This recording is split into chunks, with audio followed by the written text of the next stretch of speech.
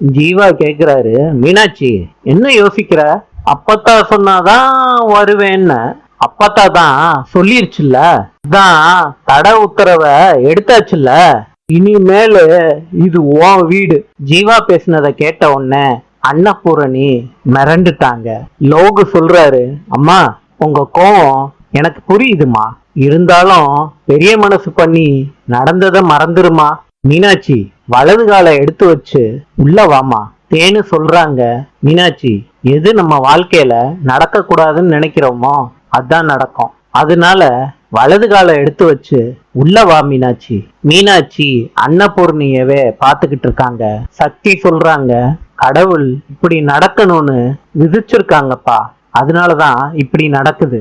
அதுக்கு கண்டிப்பா ஏதாவது காரணம் இருக்கும். நீ எதையும் யோசிக்காத மீனாட்சி, உள்ள வா. சுமதி சொல்றாங்க, மீனாட்சி பெரியவங்க எல்லாரும் சொல்றாங்க உள்ள வா தாய்.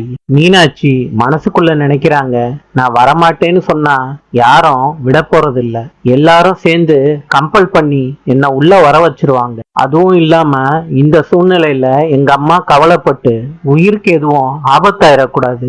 நாளை சந்திப்போம்.